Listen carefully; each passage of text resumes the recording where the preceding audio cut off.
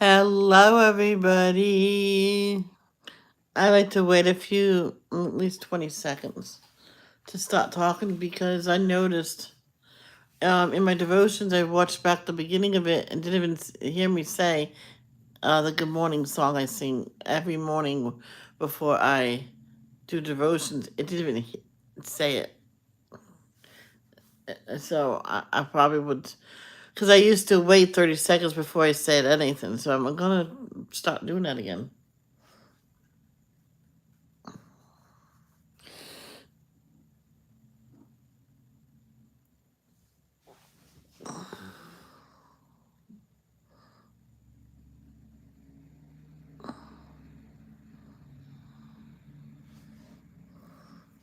Just waiting.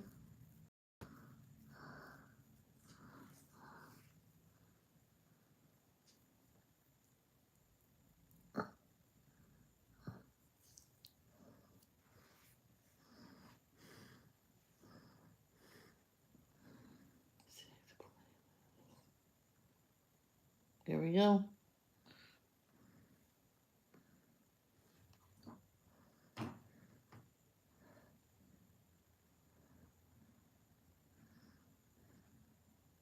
Okay.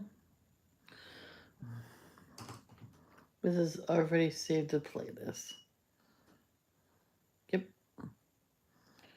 That's good. And wait here.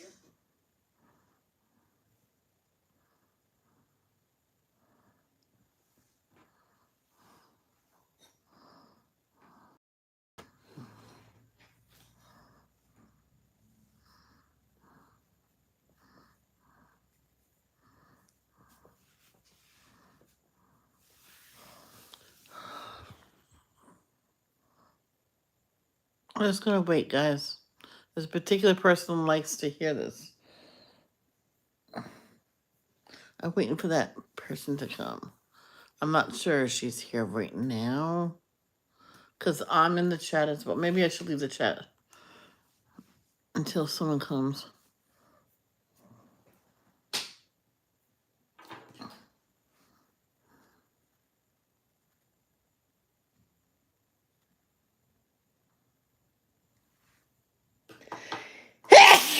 Oh, excuse me. Oh, boy. I didn't expect that to come. I didn't feel it until the last second. There's a white truck out front of my house. I think it's for next door, but I'm like,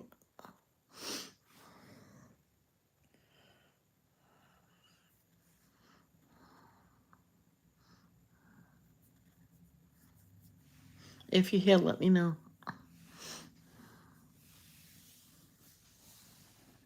Let me tell her I'm starting.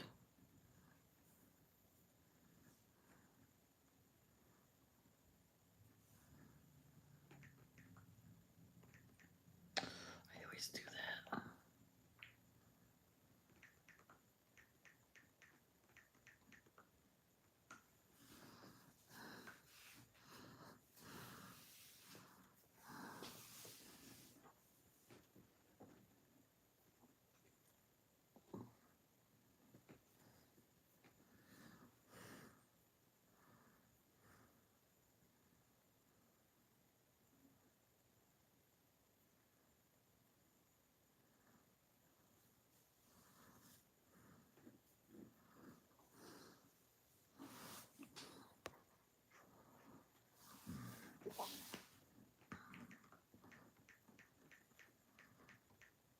Okay, I'm starting. Oh, I told her. Come on. Let's go.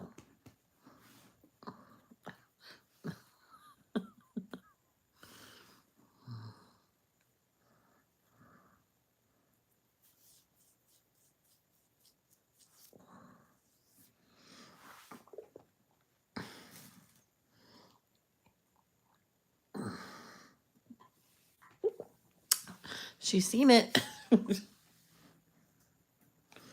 Okay. So let's go back to the thing. Let's wait until that number says 2.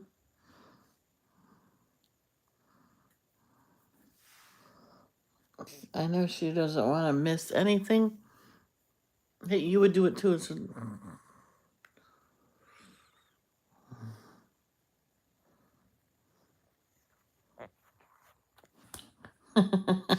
Hi, Danielle. I'm sorry, Danielle. Here we go. Okay, we can start. We're starting.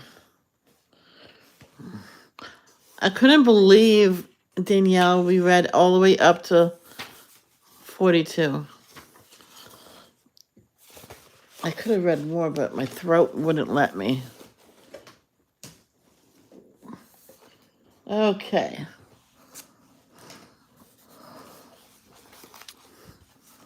Mary Higgins Clark, Two Little Girls in Blue, a novel. Chapter 43. Dr. Sylvia Harris knew that confronting the awful grief of losing Kathy was to some extent being postponed by Margaret and Steve. For now, their attention was riveted on Kelly. She had not spoken a single word since they had been reunited with her in the Elmsford hospital. The physical exam showed that she had not been molested, but the tight gag on her mouth had left bruises on the side of her face. The black and blue marks on her arms and legs suggested that she had been pinched viciously. Ooh, a little. When she saw her parents come into the hospital room, Kelly stared at them and turned away. She's angry at you now, Dr. Harris explained gently. By tomorrow, she won't let you out of her sight. They got back home at 11 o'clock, rushing into the house as photographers scrambled to get pictures of Kelly. Margaret carried Kelly upstairs to the twins' bedroom and changed her into her Cinderella pajamas, while she tried not to think of the matching pair still neatly folded in the drawer. Troubled by Kelly's absolute lack of reaction, Dr. Harris gave her a mild sedative. She needs to sleep, she whispered to Steve and Margaret. Steve laid her in bed, put her teddy bear on her chest, and placed the other one on the empty pillow next to her. Kelly's eyes flew open in a spontaneous gesture. She reached out, grabbed Kelly's teddy bear, and silently rocking back and forth, began to hug both of them. Only then, sitting on either side of her bed, did Steve and Margaret begin to weep. Silent tears that broke Sylvia's heart. She went downstairs to find that Agent Carlson was preparing to leave. Seeing how drawn and weary he looked, she says, I hope you're going to get some rest now. Yes, I'm going to go home and crash for about 8 hours. Otherwise, I won't be any use to anymore. But then I'm going to be back on this case, and I promise you, Doctor, that I'm not going to rest until the Pied Piper and whoever else was working with them are behind bars. You are Danielle. Why? What? What do you mean, who am I?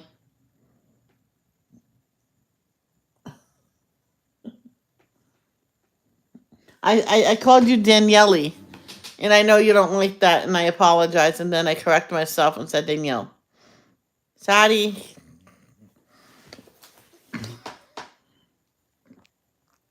May I make an observation? Of course. Besides the potential danger of the gag, the only physical injury Kelly suffered were bruises that were probably caused by being pinched. As you can understand, in my volunteer work, I sometimes see bruised children. Pinching in a woman's is a woman's trick, not a man's. I would agree with you. We now We know from an eyewitness that two men grabbed the trash bags with the ransom money. It would make sense that a woman was involved in taking care of the twins while the men were picking up the cash. Oh, I'm sorry. Daniele. Oh!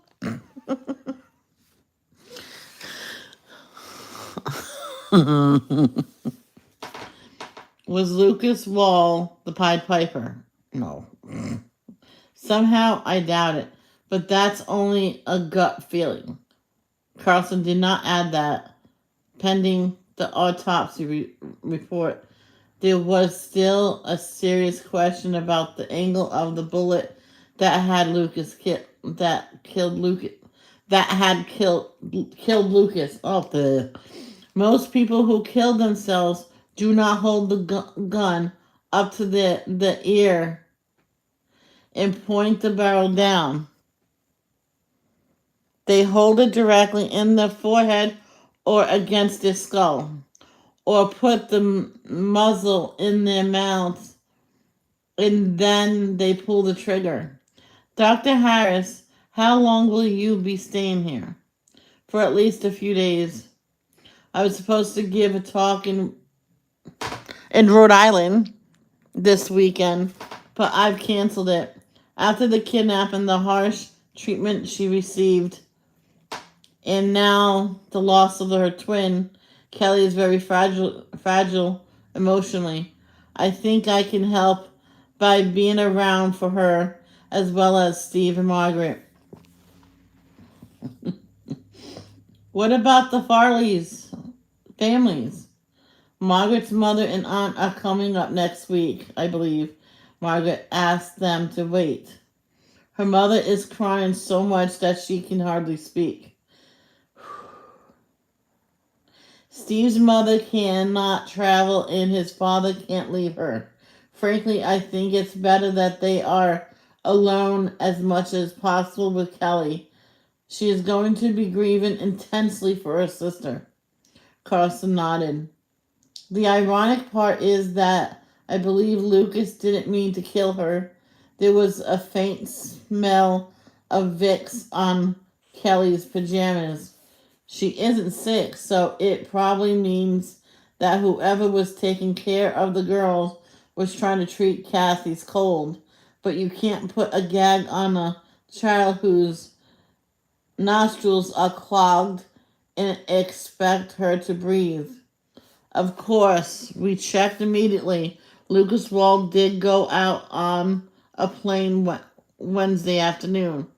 He was carrying the heavy box when he took off and returned without it. Have you ever had a case like that before? Carlson picked up his briefcase. 1. The kidnapper had buried the girl alive, but there was enough air for her to last until we got him to tell us where he put her. The problem was that she hyperventilated and died. He's been rotting in prison for 20 years and will stay there until they carry him out to a cemetery. But that doesn't help the family of that girl. He shook his head in weary frustration. Doctor, from what I understand, Kelly is a very bright 3-year-old. Yes, she is. At some point, we're going to want to talk to her or have a child psychiatrist question her. But for now, if she starts to speak, will you jot down anything she says that might possibly relate to her experiences? Of course. The genuine grief on the agent's face moved Sylvia Harris to say, I know Margaret and Steve believe you and your fellow agents did everything you could to save the girls. We did the best we could, but it wasn't good enough. They both turned as they heard footsteps hurrying down the stairs. It was Steve. Kelly began to talk in her sleep, he told them. She says two nanny. Oh, sorry. She said two names, Mona and Harry. Ooh, do you or Margaret know anyone named either Mona or Harry? Carlson demanded, his exhaustion forgotten. No, definitely not. Do you think she was referring to the kidnappers? Yes, I do. Is that all Kelly said? Steve's eyes welled with tears. She lapsed into twin talk. She's trying to talk to Kathy. Oh. Number 44, chapter 44. The elaborate plan to follow Franklin Bailey limousine at a safe distance had not worked. Even though a host of agents had been scattered through the city to follow whatever vehicle the kidnapper used after the ransom drop, they had been outwitted. Angus Summers, in charge of the New York City phase of the operation, realized now that while he had been running in the limo back to Connecticut with Frankie Bailey, the ransom money may well have been only a few feet away from him in the trunk. Lucas Wall was the guy who told us that two men had driven away in a new Lexus. He thought grimly. They knew now that only one man either drove away or took off on foot. Lucas was the second man. Recent dirt and water stain on the floor of the otherwise immaculately clean trunk of the limo suggested that several wet and soiled objects had been in it. Objects like trash bags filled with money. Angus thought bitterly, was Lucas the Pied Piper? Angus didn't think so. If he had been, he would already have known that Kathy was dead. According to the suicide note, Lucas had flown her body over the ocean and tossed it from the plane. If he had intended to commit suicide, why would he have bothered to pick up the ransom money? It didn't make sense. Was it possible that the Pied Piper, whoever he was unaware that Kathy was dead when he phoned Monsignor Romney and told him where the children could be found?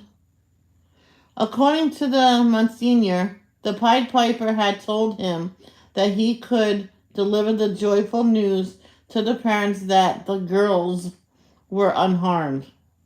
Was that a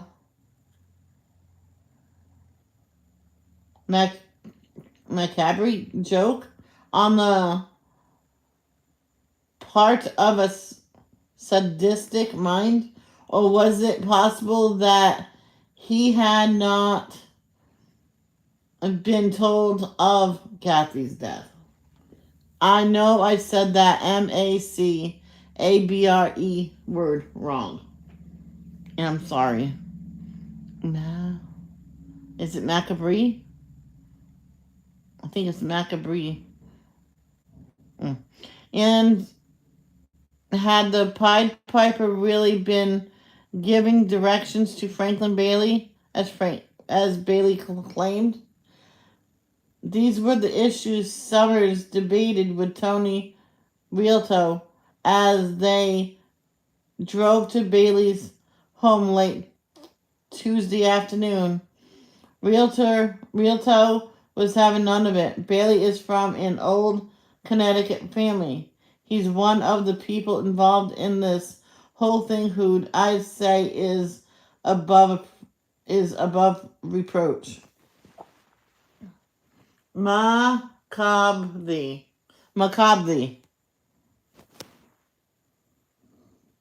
Oh, macabre. Oh, macabre. The R and the are silent.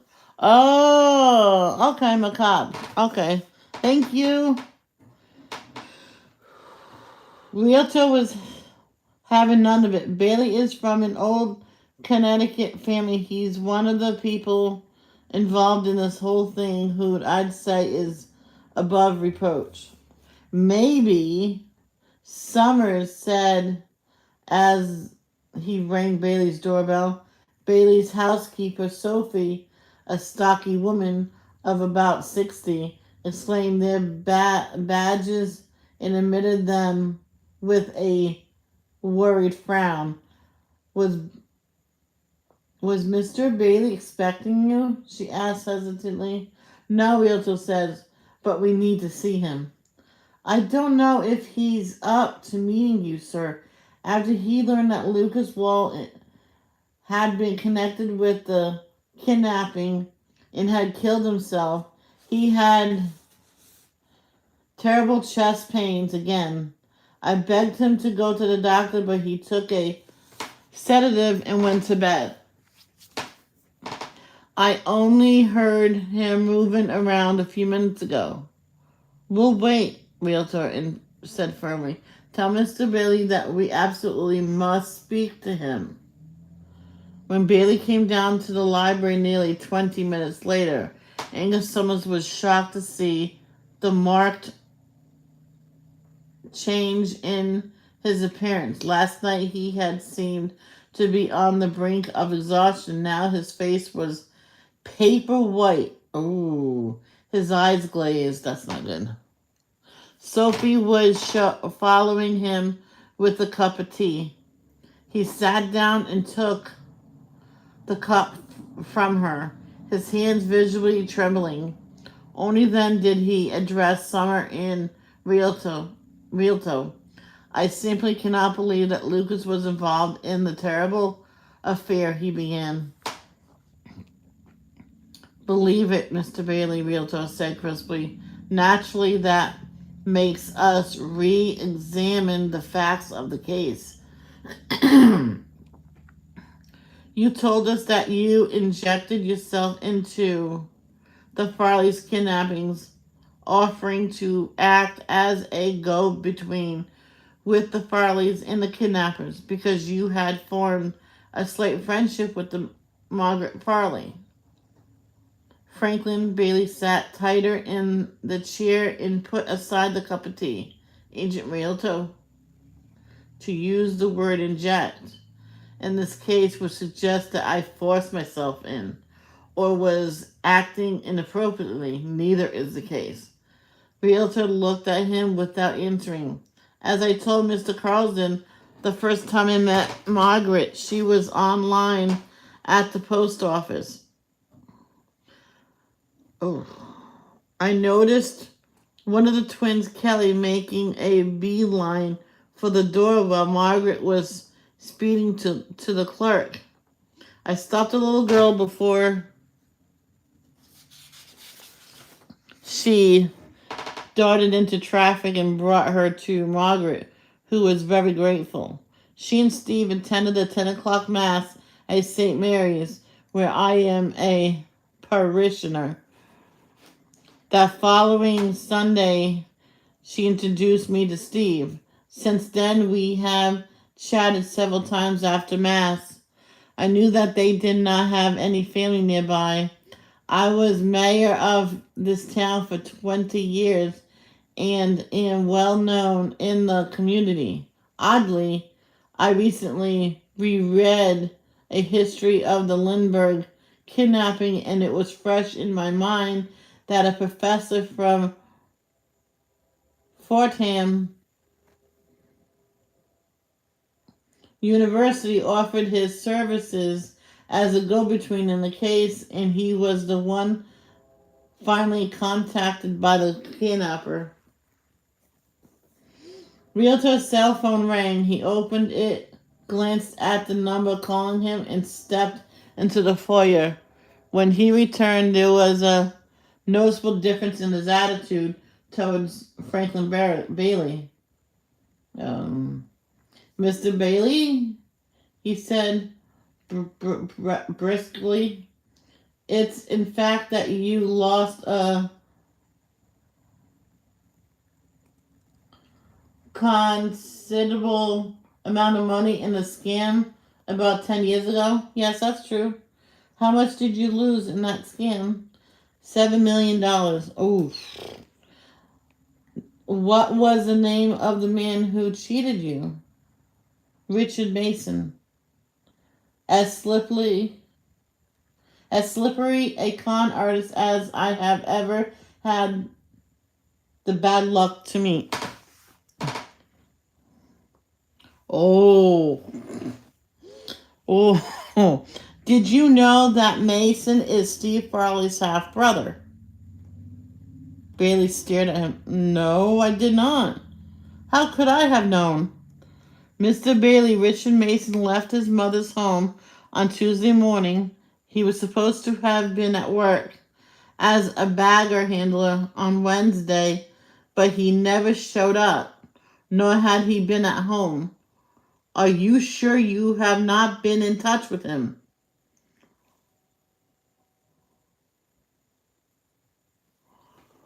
Ooh. Ooh. Ooh, do you think he had something to do with this? Oh my gosh. Oh my gosh. Oh my gosh. This needs to be a movie.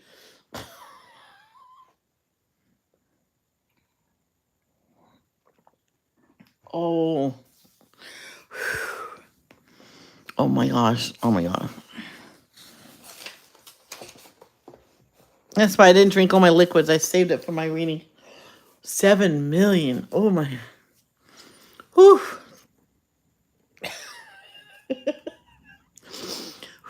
Okay. Chapter 45.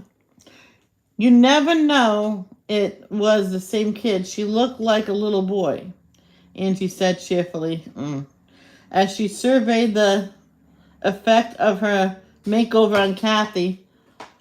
The little girl's dark blonde hair was now charcoal brown, the same shade as Angie's, and it was no longer shoulder length. It was barely covering her ears. Oh my gosh, she cut her hair. She does look different, Clint admitted to himself. At least if someone were to see her, they'd think Angie was babysitting a boy. I've got a great name for her too, Angie added. I'm gonna call her Stephen. After her father. Get it? Do you like your new name, Stevie, huh? Angie, this is crazy. We've got to pack up and get out of here. No, we don't. That would be the worst thing we could do. You have to write a letter to the manager of the club, whoever the new guy is, and say you've been offered a year-round job in Florida and that you've given notice. If you just disappear, they'll wonder what happened. Angie, I know how the feds work. Right now, they're trying to find anyone who ever had contact with Lucas. Maybe this number is in his address book. Don't give me that. He never called you or let you phone him. When you were talking about doing one of your business ventures, unless you were both. Angie, if either one of us left just one fingerprint in that car, it could come up in the Fed's database. Database. You wore gloves when you stole the car. Gloves when you drove Lucas's car back to his place. Anyhow, even if they find some, you both disappeared. You've been known as Clint Downs for a good 15 years, so stop.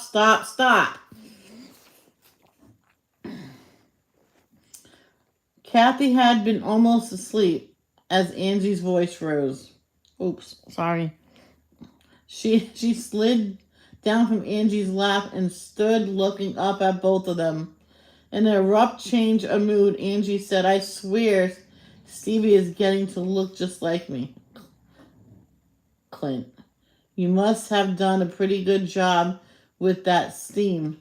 She doesn't seem so choked up, but I'll keep the vaporizer going all night.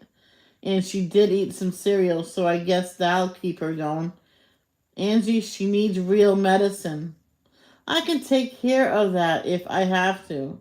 Angie did not tell Clint that she had rummaged in the bathroom cabinet and found a couple of penicillin tablets and cough medicine from when Clint had that lousy bronchitis attack last year. She started Kathy on the cough medicine. If that doesn't do the trick, I'll put the pills in, dilute them. She thought penicillin cures just about everything. Not if the kid is allergic to it. Why did you have to go and say that I'll meet Gus tonight? Hold on. I'm half dead. I don't want to go out. You have to go because that pain in the neck needs somebody to bore to death. This way you get rid of him. You can even tell him that you're going to take another job. Just don't have a couple of beers and start crying for your pal Lucas. Kathy turned and was walking toward the bathroom. Angie got up to follow her and watched as Kathy pulled the blanket from the crib, wrapping her in it, and laid down on the floor. Listen, baby, if you're tired, you have a crib to crash in, Angie snapped. She picked up the unresisting child and cradled her. Does Stevie love Mommy? Kathy closed her eyes and turned her head away. Angie shook her, being I'm so nice to you. I'm getting sick and tired of the way you treat me. And don't you dare start that double talk again. Oh. She's cuckoo. If he don't stop, she's going to take him out. Yeah, right. The sudden pierced sounds of the doorbell made Angie go rigid. Maybe Clint was right. Maybe the feds did trace him through Lucas, she thought, paralyzed with fear. Through the partially open door, she heard Clint moving with slow, heavy steps across the living room, followed by the sound of the door opening. Hello, Clint, old buddy. Yeah. Thought I'll pick you up and save you the trouble of driving. You can tell Angie. I promise it'll be a 2-beer night. Yeah, right. For me. It was the booming voice of Gus, the plumber. He suspects something is fishy. Angie thought angrily. He did hear the 2 kids crying, and now he's checking us out, making a quick decision. She tucked the blanket around Kathy, allowing only the back of her head with its short brown hair to show, and stepped into the living room. Hi, Gus, she said. Angie, hi. Is this the kid you're minding? Yes, this is Stevie. He's the one you heard crying last night. His folks are at a family funeral in Wisconsin. They'll be back tomorrow. I love the little guy, but I am ready to get some sleep. With a firm hand under the blanket, she kept Kathy from turning her head and letting Gus see her face. See you later, Angie, Clinton said, edging Gus toward the door. Angie could see that Gus's pickup was in front of the cottage, which means that he came through the back gate using the code, which means that any time he gets the idea to drop in, he'll do it. Bye, have a good night, she said as the door closed behind them. She watched from the window until the truck disappeared down the lane. Then she smoothed Kathy's hair Baby doll, you and me and our money are making tracks right now, she said. For once, Daddy Clint was right. It isn't safe to hang around here any longer.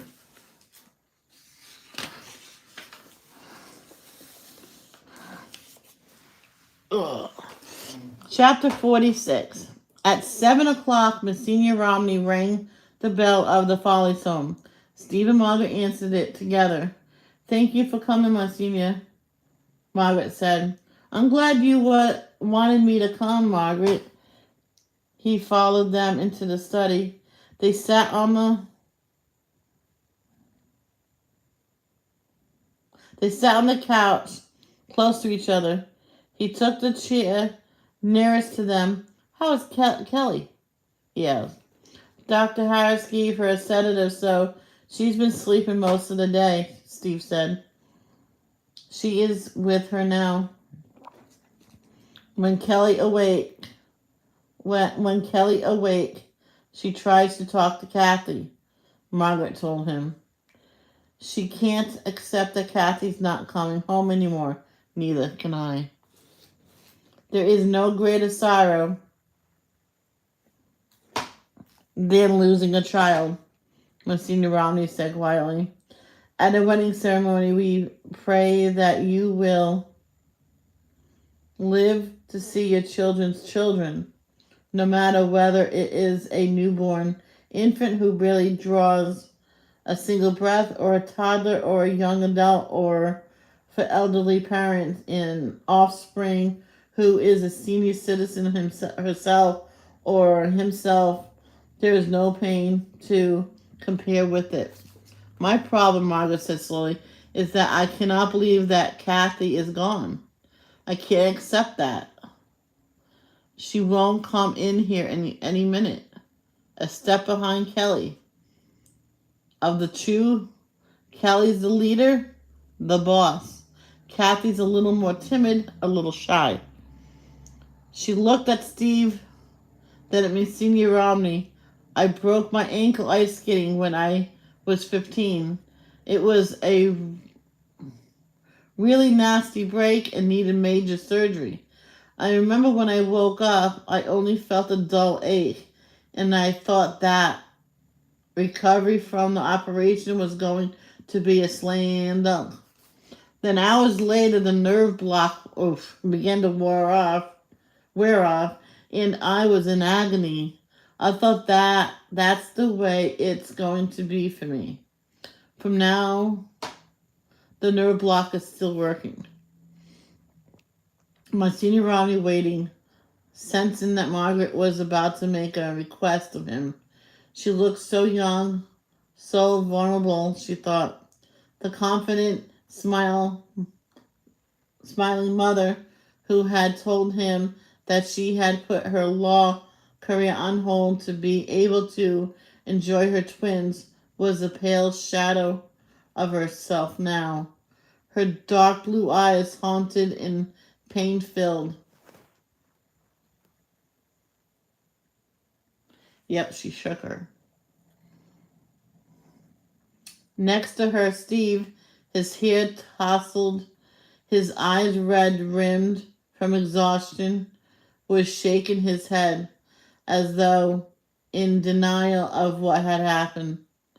I know we must plan some kind of service that people can attend, Margaret said. My mother and sister are coming up next week. Steve's father is getting a nurse for his mother so that he can be here too. Oh, all right, that's cool. So many friends have emailed us and want to be with us. But before we plan a mass that people can attend, I was wondering if early tomorrow morning you might offer a private mass for Kathy.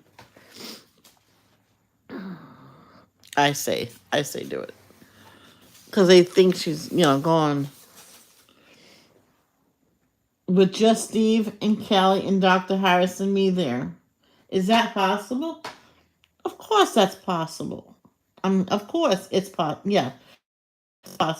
I can offer it tomorrow morning. Either before or after the regular scheduled masses. That would be before the 7 or after the 9. Don't you call it a mass of the angels when it's for a small child? Margaret asked. That's a layman's term that has come into use when the mass is being offered for a young person. I'll select some appropriate readings. Honey, make it after the 9, Steve suggested. It wouldn't hurt if we both took a sleeping pill tonight. To sleep, but not to dream, Margaret said wryly. Monsignor Rami stood up and walked over to her, placing his hand on her head. He blessed her, then turned to Steve and blessed him. 10 o'clock at the church, he said, looking at their grief-stricken faces. Words of deep.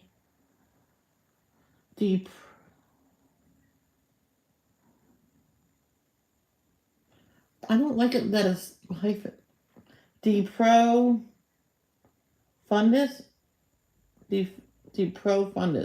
rushed into his mind. Out of the depths I have cried to thee, O Lord. Hear my voice.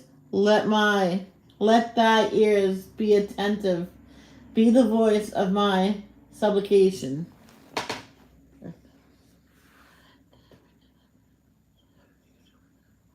Yeah, it's like sort of like a memorial service.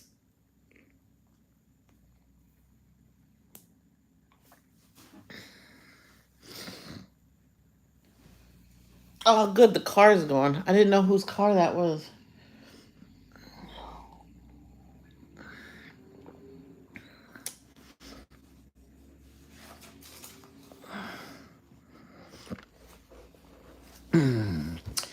Chapter 47.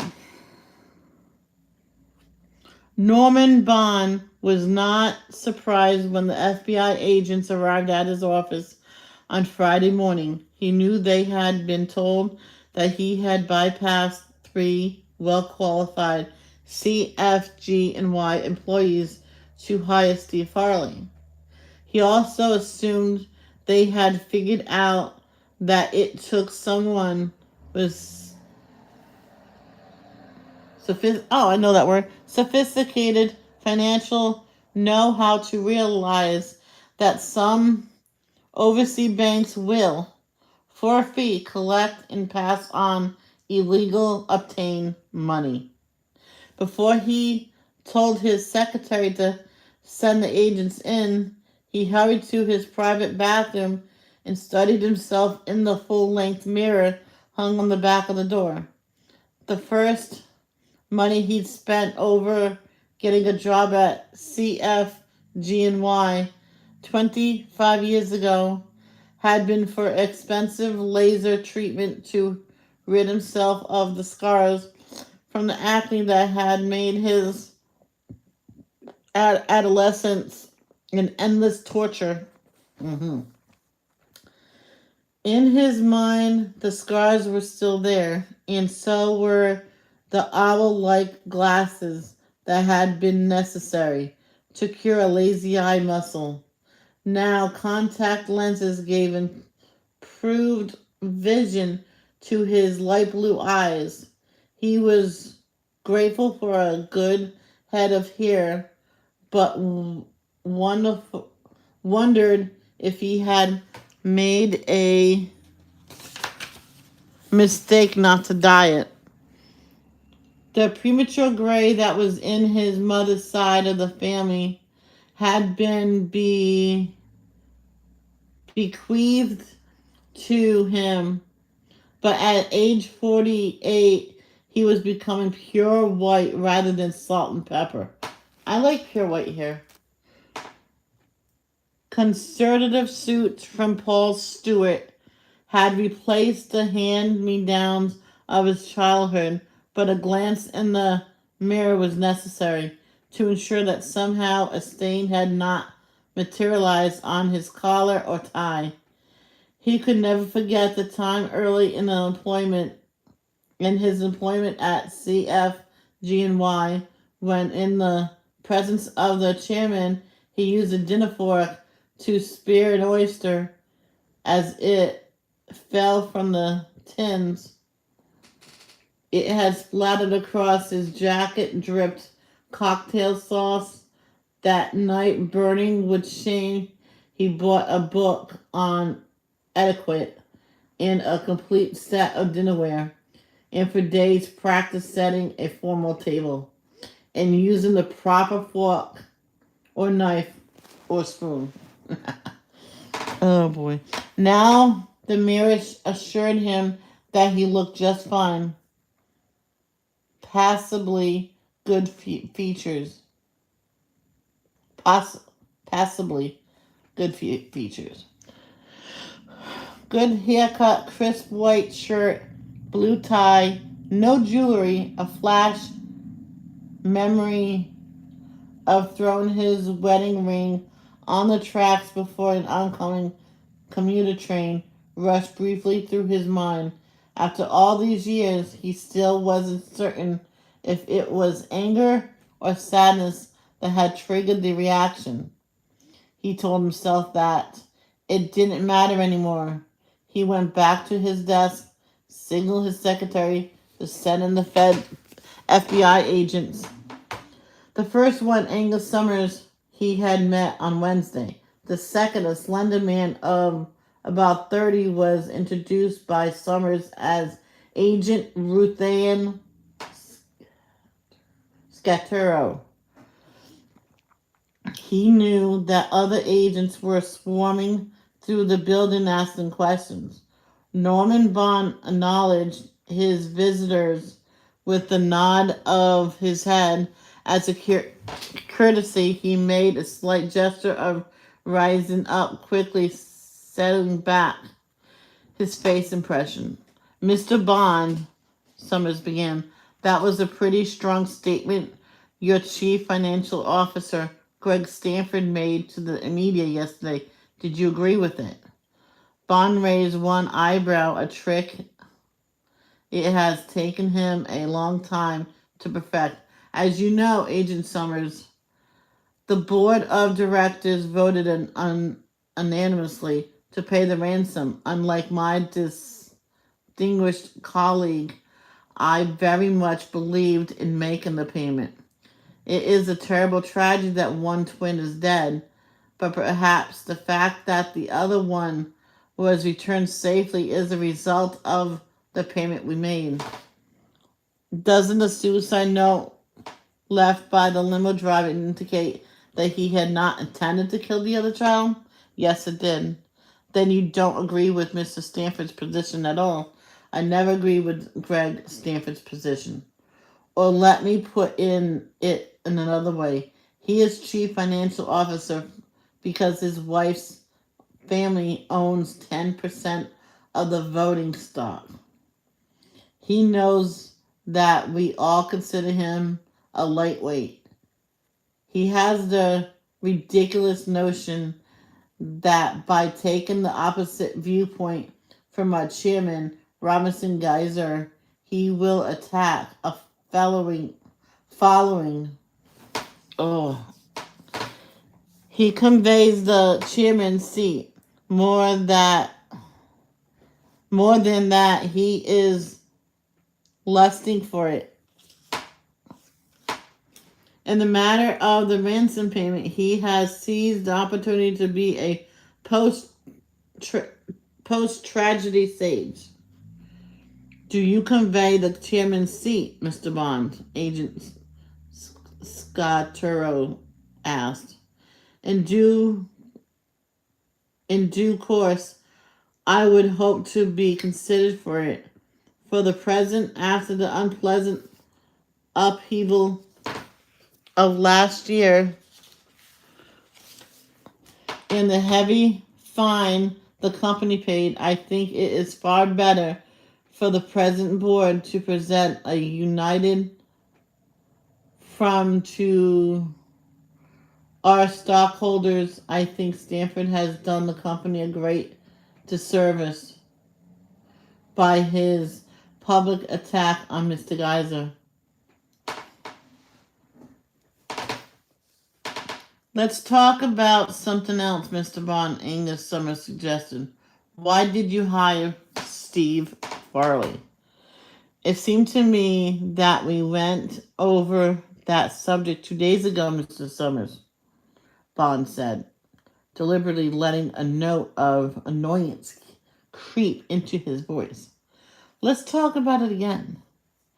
There are 3 rather bitter men in the company who felt you had neither the need nor the right to go outside for the position you gave Steve Farley. It's a quantum leap for him. In terms of job level, isn't it? Let me explain something about corporate politics, Mr. Summers. The 3 men you mentioned want my job. They were proteges of the former chairman. Their loyalty was and is to him. I'm a pretty good judge of people, and Steve Farley is smart, very smart. Combination of an MBA and a law degree, together with brains and personality, goes a long way in the corporate world. We had a long talk about the company, about the problems we experienced last year, and about the future. And I liked that I heard. I liked what I heard. He also appeared to me to be a truly ethical man, a rarity these days. Finally, I know he would be loyal to me, and that is the bottom line for me. Norman Bond leaned back in his chair and pressed his hands together, the fingers points upward, and now, if you forgive me, I must get to a meeting upstairs. Oh.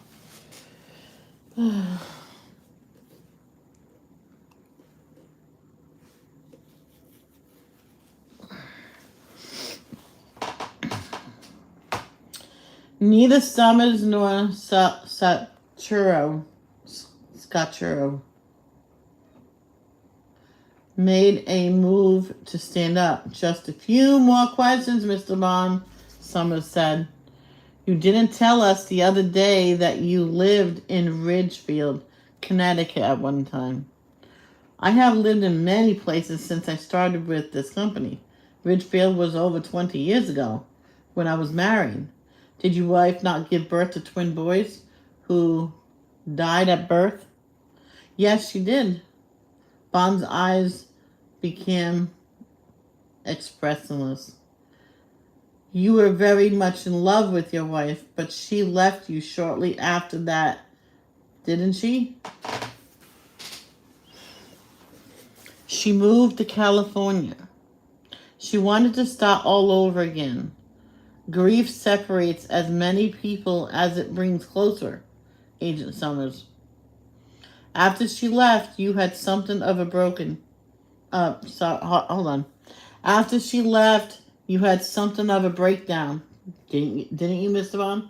Grief also causes depression, Mr. Summers. I knew I needed help, so I checked into a facility today. Wait, hold on. Facility. Today, bereavement groups are common. Bereavement groups are common. 20 years ago, they were not. Did you keep in touch with your former wife? She remarried fairly quickly. It was better for both of us to close that chapter in our lives. But unfortunately, her chapter isn't closed, is it? Your former wife disappeared several years after she remarried. I know that. Were you questioned about her disappearance? Like her parents and siblings and friends, I was asked if I had any knowledge of where she might have gone.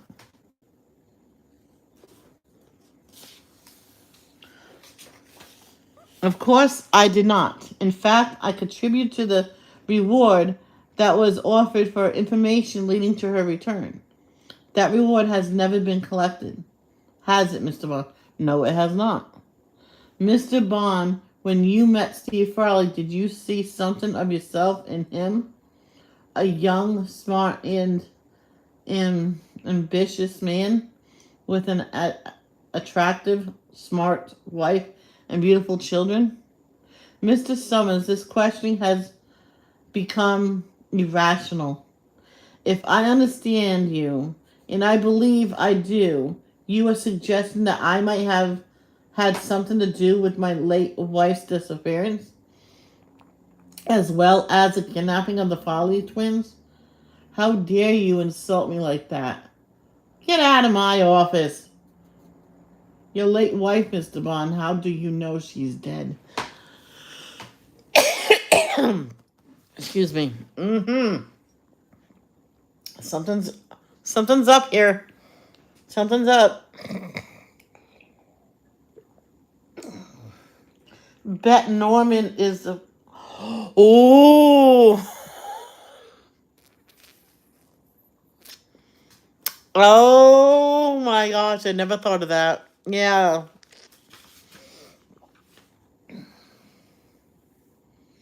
Yep.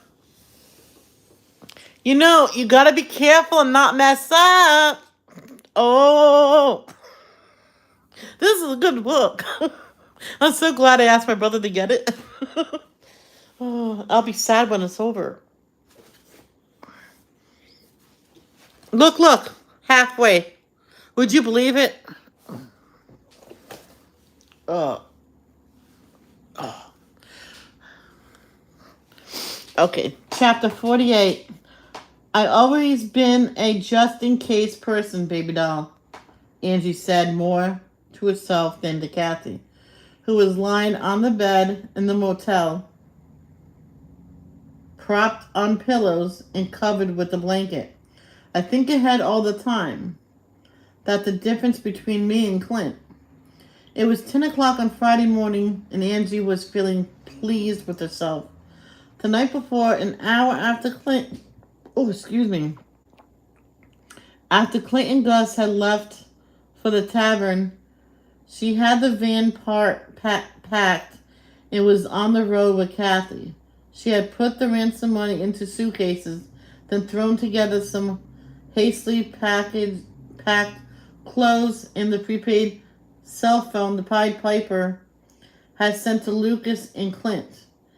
In her final trip from the house to the van, she remembered to grab the tapes Lucas had made when the Pied Piper called him, and the driver's license she had stolen from a woman whose kid she had minded last year. Then, as an afterthought, she scribbled a note for Clint. Don't worry, I'll call you in the morning. Needed to do some extra babysitting.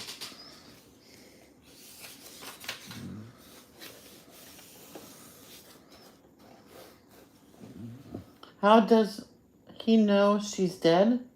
Such a good book. The way you get into it makes it even better. Yes, thank you. She drove for 3.5 hours straight to Cape Cod in the motel where she had stayed years ago when she and some guy came up for the weekend. She liked the Cape so much that she got a summer job at the Seagull Marina in Harwich. I was born in Cape Cod. I always had an escape plan in mind just in case Clint got caught on one of the jobs he did with Lucas.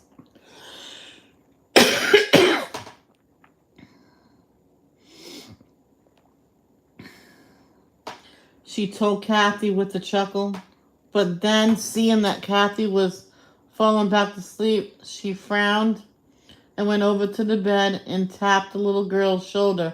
Listen to me when I'm talking to you. You might learn something. Oh, Kathy's eyes remain closed. Mm. Maybe I gave you too much of that cough medicine, Angie speculated. If it made Clint sleep when he used to take it last year, I guess it could really knock you out. She went to the counter where a little of the coffee she'd made earlier still remained in the pot. I'm hungry, she thought. I could use a decent breakfast. But I can't be lugging the kid around half asleep and with no coat on her back. Maybe I'll just lock her in the room and get something for myself.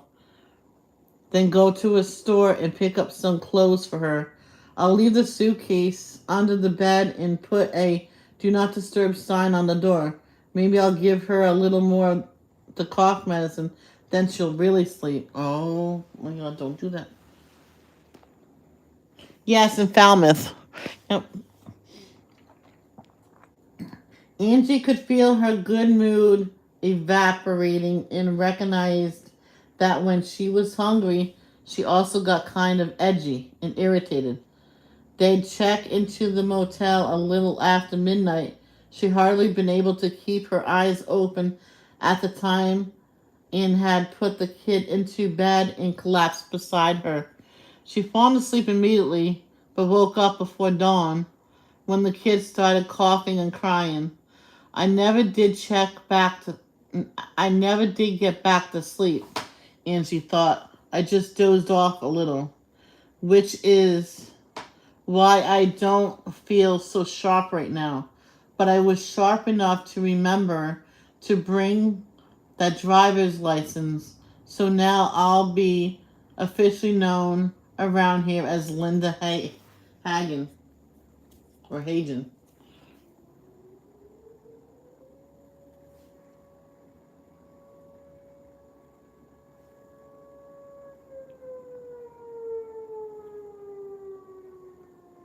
Last year she Last year she had done some babysitting for Linda Hagen, and one day Linda had come home all upset because she thought she'd left her wallet in the restaurant. Then the next time she took care of Hagen's kids, she had to use the family car to take her to a birthday party. Oh, itchy. It was then that she spotted the wallet that had slipped down between the front seats. Retrieving it, she found $200 in cash and, more importantly, a driver's license. Of course, Megan Hagen had canceled the credit cards, but the license was a find. We both have thin faces and dark brown hair, Angie thought. Mrs. Hagen wore thick glasses in the picture, and if I ever get stopped, I'll put on dark sunglasses. Someone would really have to study the pictures to know it was a phony. Anyhow, I'm checked in here as Linda Hagen, and except for the feds tracing the van, if they happen to catch up with Clint, I'm okay for a while. And if I do decide to fly someplace else with Linda's photo ID, I can get on a plane. Angie figured that if the feds did nail Clint, he would probably tell them that she was on her way to Florida because that's what he thought. Because that's what he would think. But she also knew she needed to get rid of the van and use some of the cash to buy a second-hand car. Then I can drive somewhere I want with no one the wiser, she thought. I'll abandon the van in a dump somewhere without the plates. Somebody could trace it. I'll keep in touch with Clint, and after I make sure there's no heat on him, maybe I'll tell him where I am so he can join me. And maybe I won't. But for now, he's not going to have a clue. But I did tell him I'll call him this morning, so I'd better do that. She picked up one of the prepaid cell phones and dialed Clint. He answered on the first ring. "Where are you?" he demanded. "Clint, baby. It was better I got out fast. I've got the money. Don't worry. If by any chance the feds do look you up, what would have happened if I was there and the kid was there and the money was there? Now listen to me. Get rid of the crib. Did you tell Gus you were going to give notice at the club?" Yeah. I told him I was offered a job in Orlando." "Good. Give you notice today. If Nosy Gussie comes around again, tell him the mother of the kid I was minding asked him to take him to Wisconsin. Tell him her father died and she needs to stay there and help out her mother. Say I'm going to meet you in Florida. Don't mess with me, Angie." "I'm not messing with you. The feds come to talk to you. You're clean. I told Gus you were looking for a new car in Yonkers Wednesday night. Tell him you sold the van, then you rent yourself a car for now. You didn't leave me a dime on the money, he said bitterly. Not even the $500 I left on the dresser. Suppose they had some of the serial numbers. I was just protecting you. Run up charges on the credit card. It won't matter. In another 2 weeks or so, we're going to disappear from the face of the earth. I'm hungry. I gotta go. Goodbye." Angie closed the cover of the cell phone, walking back over to the bed and looked down at Kathy. Was she asleep or just pretending to be asleep? She wondered. She's getting to be as nasty as the other one. Ooh. Angie thought no matter how nice I am, she ignores me too. The cough medicine was by the bed. She unscrewed the top and poured out a spoonful. Bending down, she forced Kelly's lips apart and tipped the spoon until the liquid was in her mouth. "Now swallow it," she said, in a sleepy, reflective action.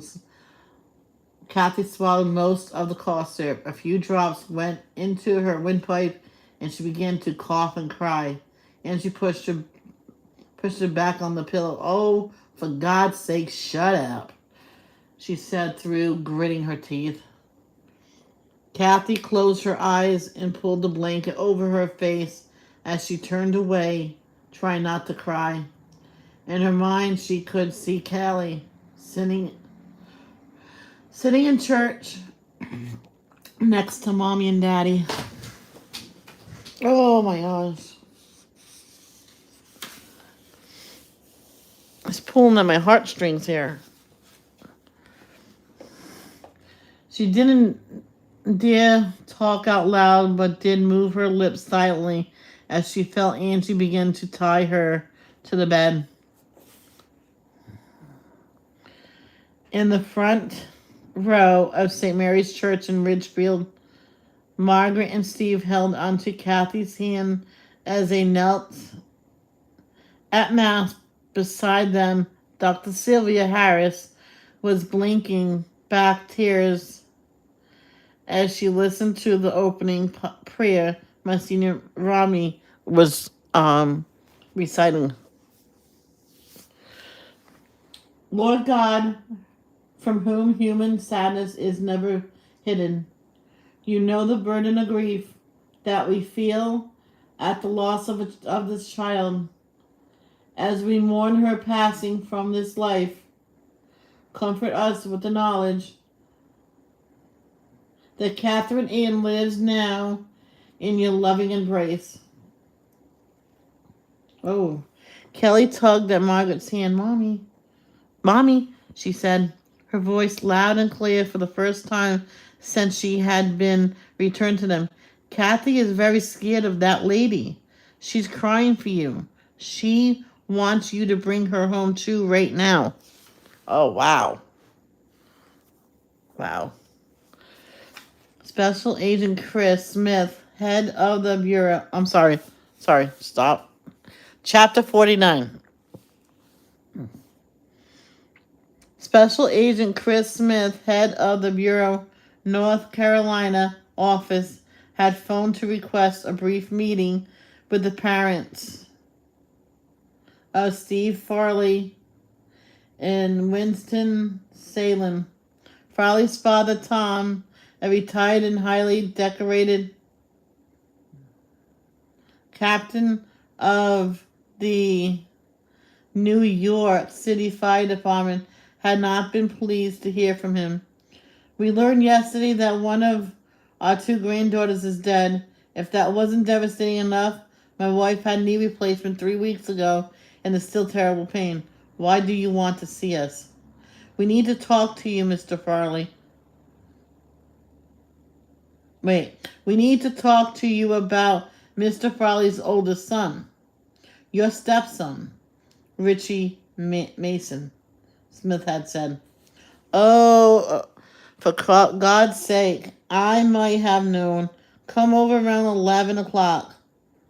Smith, a 52-year-old African-American, brought along Carla Rogers, a 26-year-old agent recently signed to his staff.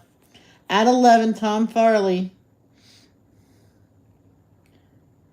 answered the door and invited the agents in.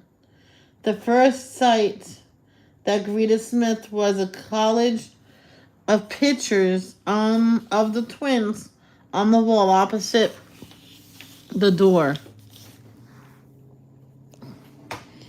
Beautiful kids, he thought. What a damn shame we couldn't get both of them back. At Farley's invitation, they followed him into the cozy family room that was an extension of the kitchen. Grace Farley was seated at a roomy leather chair with her feet on an ottoman. Smith went over to her. Mrs. Farley, I am terribly sorry to intrude. I know you're just lost of your granddaughters. I'm sorry. I know you just lost one of your granddaughters in that you recently had surgery. I promise I won't take much of your time.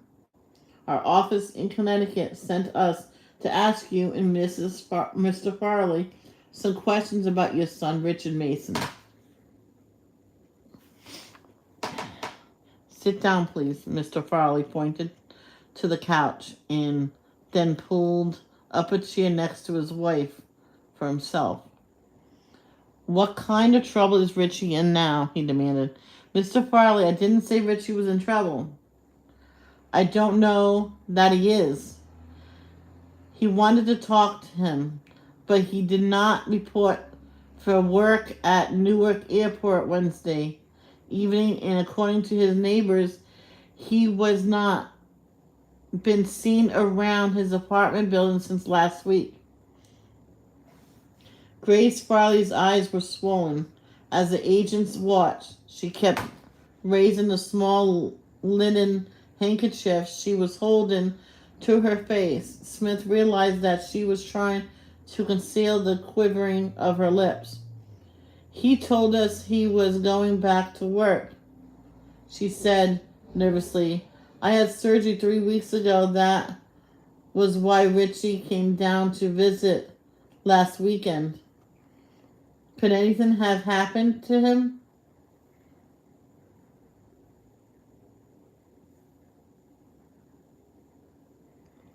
If he doesn't go back to work, he might have been in an accident on the way home.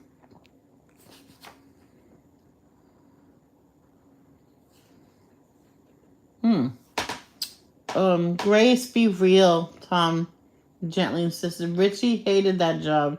He said he was much too smart to be shoving bagging around.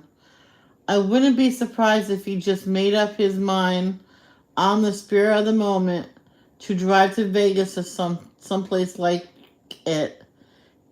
He's done that sort of thing at least a dozen times before.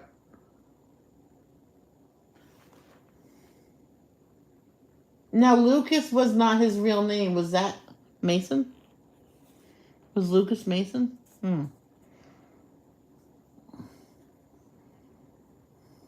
Oh, where was I? He'd done that sort of thing at least a dozen times before. He's okay, dear. You got enough on your plate without worrying about him. Tom Farley's tone was reassuring, but Chris Smith caught the note of irritation under the comforting words. He was trying to offer his wife and was sure that Carla Rogers was picking up on it too. From the record he'd read on Richie Mason, it looked as if he had been a lifelong heartache for the mother. School dropout, sealed juvenile record, 5 years in the slaver for a scam that had cost a dozen investors a fortune, including Frank Bailey, who has lost $7 million. Wow. They don't get that money back either. Grace Farley had the drawn, exhausted look of someone who was in a lot of pain, both physical and emotional. She was about 60 years old, Smith judged, an attractive woman with gray hair and a slight build. Tom Farley was a big, broad-shouldered guy, maybe a few years older than she. Mrs. Farley, you had surgery 3 weeks ago. Why did Richie wait so long to visit you? I went to a rehab center for 2 weeks. I see. When did Richie get down here and when did he leave? Smith asked. He arrived around 3 o'clock last Sunday morning. He got off from work at the airport at 3 o'clock in the afternoon, and we expected him by midnight. Tom Farley answered for his wife, but then he called to say that there was a lot of traffic and he should go to bed and leave the door unlocked for him. I'm a light sleeper, so I heard him when he came in. He left about 10 o'clock Tuesday morning.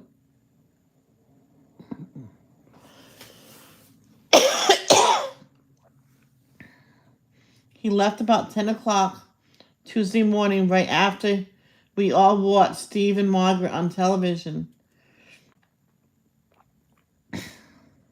Did he get or receive many phone calls? Smith asked. Not on our phone.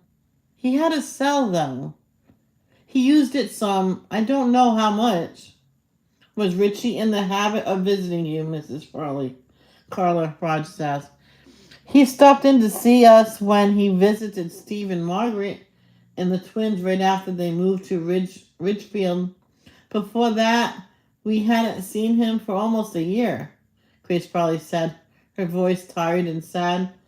I call him regularly. He almost never answers. But I leave a message on his cell phone just saying that we're thinking of him and that we love him. I know he's been in trouble, but underneath, he's a really good guy. Richie's father died when he was only 2. I married Tom 3 years later, and no human being could have been a better father to a child than Tom has been to Richie. But when he was a teenager, he got in with the wrong crowd and never got back on track again.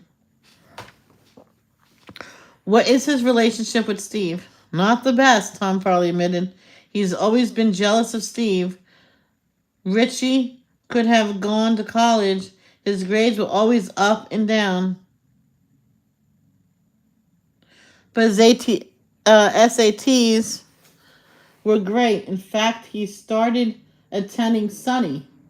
He's smart, really smart, but he dropped out in his freshman year and took off for Vegas. That's how he got in with the crowd gamblers and phonies. As you must know, he served time in prison for a scam he got involved in. Does the name Franklin Bailey mean anything to you, Mr. Farley? He's the man who my granddaughter's kidnapper contacted. We saw him on television, and then he's the one who passed the ransom money to the kidnappers. He was also one of the victims of the scam that Richie helped run. That investment cost Mr. Bailey $7 million. Does Bailey know about Richie? I mean, that he's Steve's half-brother? Farley asked quickly. His tone at once astonished and worried. He does now. Would you know if Richie saw Mr. Bailey when he was in Richfield visiting with you last month? I wouldn't know that. Mr. Farley, you say Richie left at about 10 o'clock on Tuesday morning? Smith asked. That's right. Within a half hour after Steve and Margaret were on television with Bailey. Richie always claimed that he didn't know the company he persuaded people to invest in was a scam. Do you believe that? No, I do not, Farley said. When he told us about the company, it sounded so good that we offered to invest in it, but he wouldn't let us. Does that tell you anything? Tom, Grace Farley protested. Grace, Richie paid his debt to society for being part of that scam.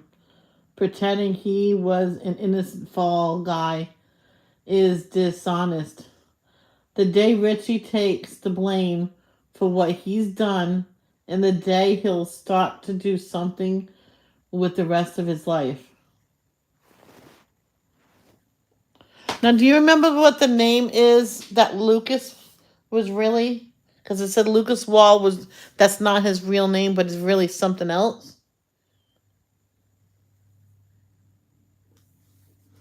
I think I know where Mason is.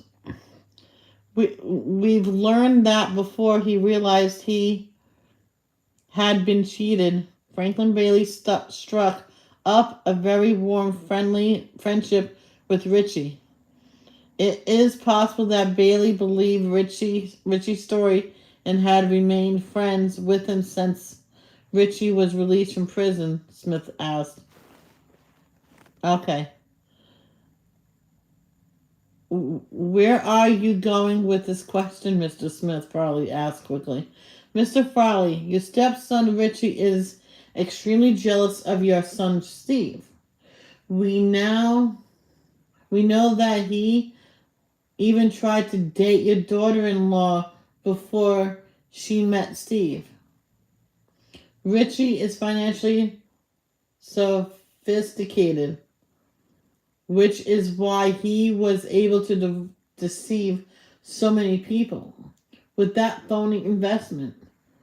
Franklin Bailey has become part of our overall investigation, and in the course of checking him out, we learned that a phone call was made from your phone in the condominium to Franklin Bailey at approximately 10 minutes past 10 on Tuesday morning. Ooh. The lines on Farley's craggy face deepened. I certainly did not contact Franklin Bailey, he turned to his wife. Grace, you didn't call him, did you?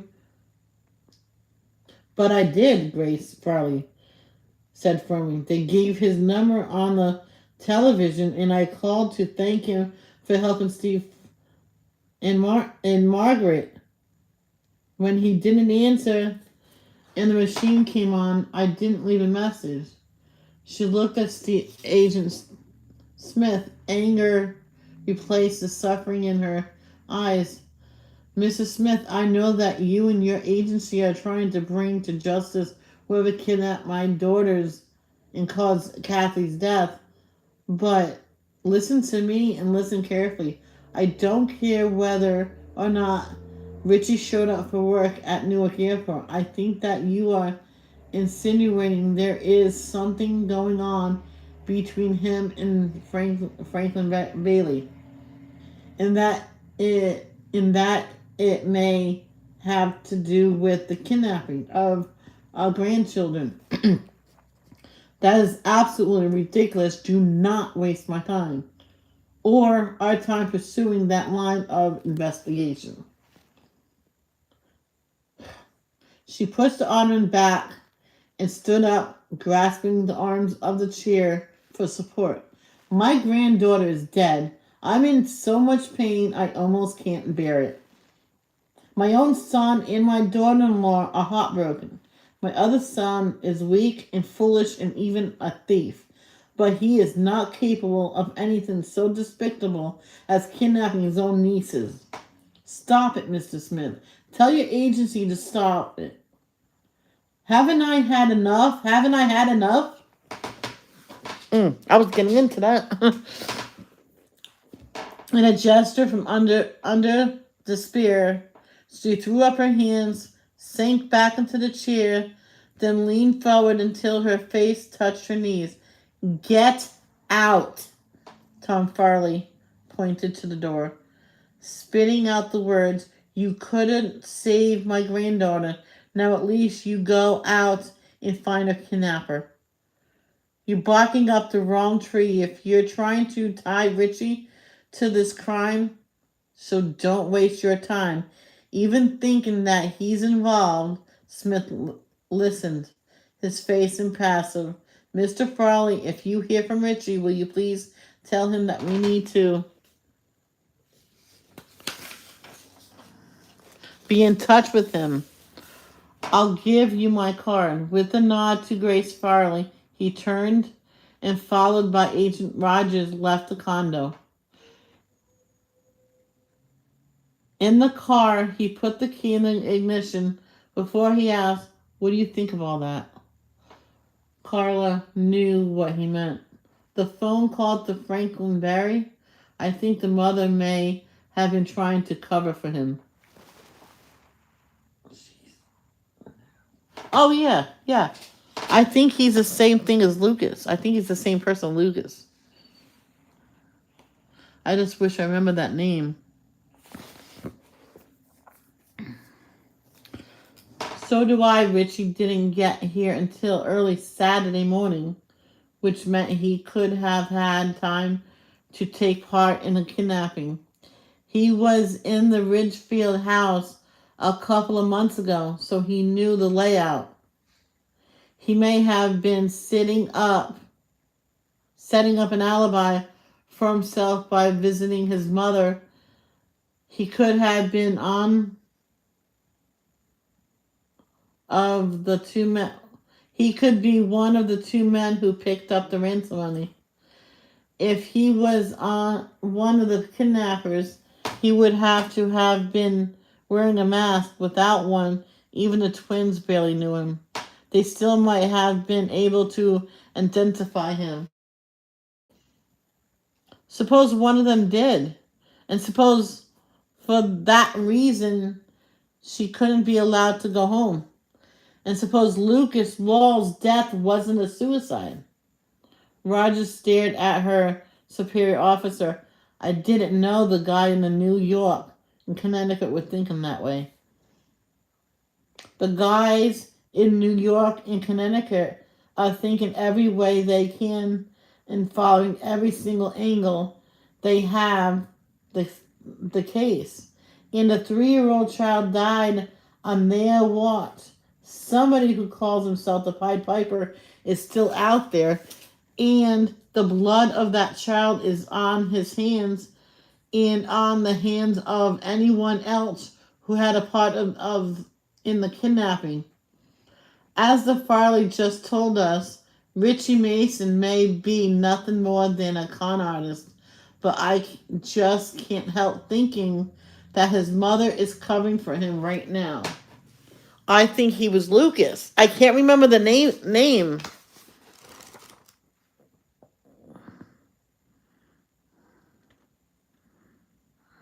I can't remember whereabouts it said his name. Oh, when he died, I think.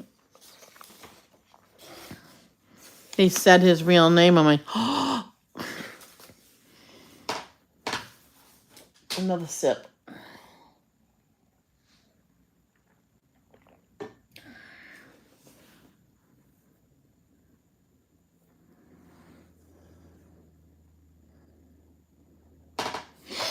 All right, chapter 50.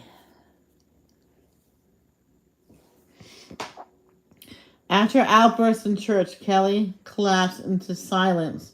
When they arrived back home, she went upstairs to her bedroom and brought down the two teddy bears clasped in her arms. Rena Chapman, the kindly neighbor who had cooked dinner for them several times and who had received one of the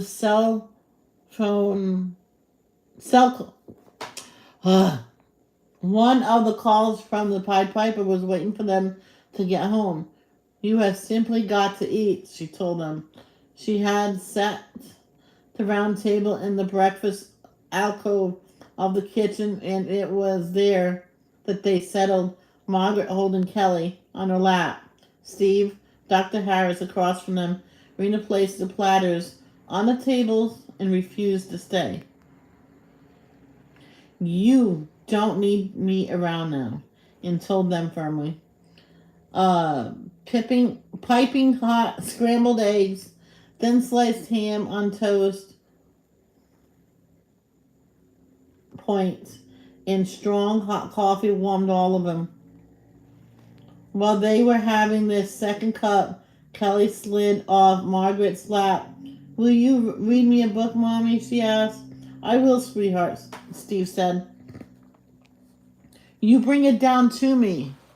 Margaret waited until Kelly was out of the kitchen before speaking.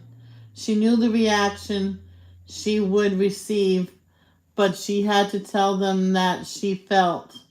Kathy is alive. She and Kathy are in touch with each other. Margaret, Kelly is still trying to communicate with Kathy, and she's also beginning to tell you about her own experience. She was afraid of that woman, whoever it was, who was minding them. She wanted to come home, Dr. Harris said gently. She was talking to Kathy, Margaret said firmly. I know she was. Oh, honey, Steve protested. Don't break your heart by even holding to a whisper of hope that Kathy is alive. Margaret wrapped her fingers around the coffee cup and remembered how she had done exactly the same thing the night the twins had disappeared, trying to warm her hands with it.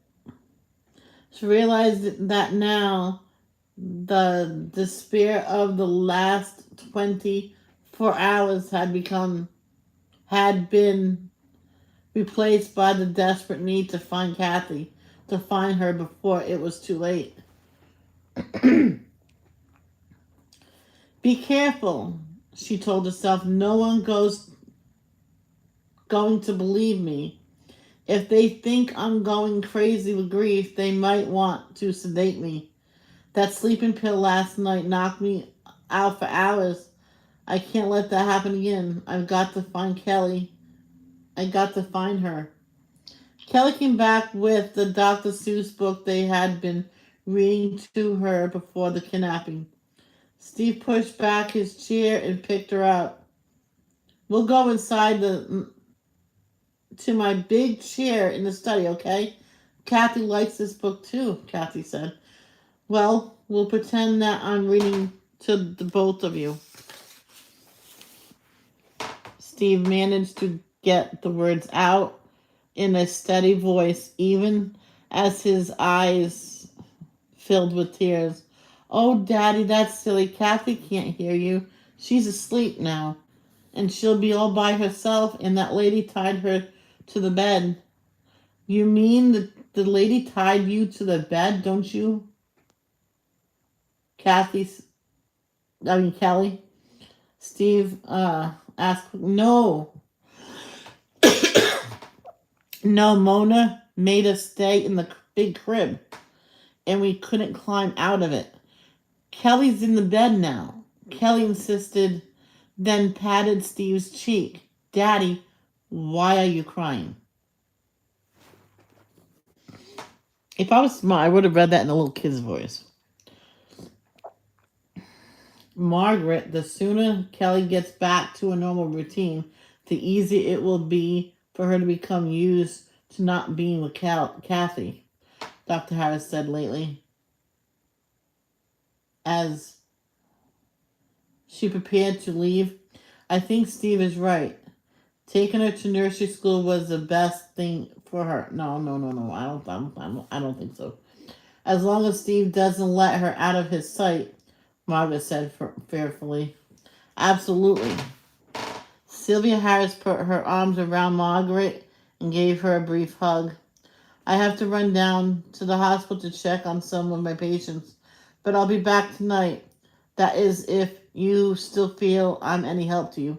Remember when Kathy had pneumonia and that young nurse was about to give her penicillin if you didn't... Oh, gosh. If you hadn't been there, God knows what might have happened, Margaret said.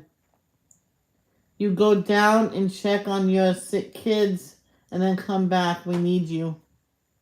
See, she's allergic to penicillin. We certainly found out the first time Kathy had penicillin that she must never have it again. Dr. Harris said in agreement.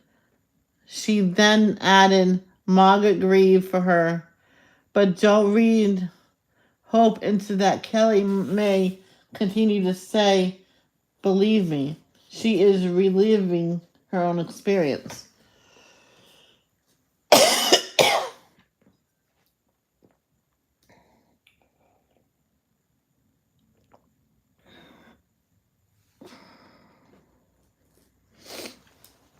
But Mona did not give Kathy the penicillin yet. She's only been giving her the cough medicine. Don't try to convince her, Margaret warned herself. She doesn't believe you. Steve doesn't believe you. I got to talk to Agent Carlson, she decided. I got to talk to him right away. With a final squeeze of Margaret's hand, Sylvia Harris left. Alone in the house for the first time in a week, Margaret closed her eyes and drew in a deep breath, then hurried to the phone and dialed Walter Carlson's number. He answered for the first time. Margaret, what can I do for you? Kathy is alive, she told him. Then before he could speak, she rushed on. I know you won't believe me, but she is alive. Kelly is communicating with her. An hour ago, Kathy was asleep and tied to a bed. Kelly told me that. Margaret, don't try to palliate me. Trust me. You have only the word of a dead man that Kathy is dead, gone. You don't have her body. You don't know that Lucas got into his plane carrying a big box, and you're assuming that Kathy's body was in it. Stop assuming that and find her. Do you hear me? Find her. Before he could respond, Margaret slammed down the phone, then collapsed into the chair and held her head in both her hands. There's something I have to remember. I know it has to do with the dresses. I bought the twins for their birthday, she thought. I'll go up to their closet and hold the dresses and try to remember.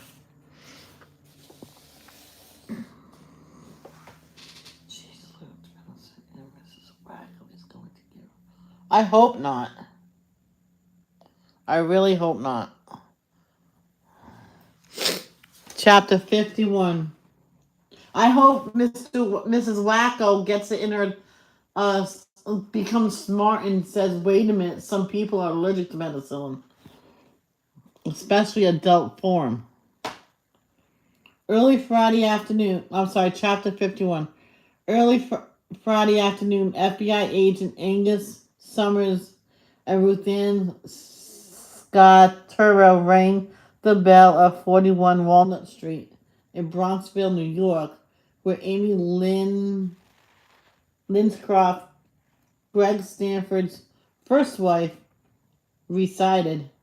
In contrast to the large and elegant homes around her, she lived in a modest white Cape Cod house with dark green shutters,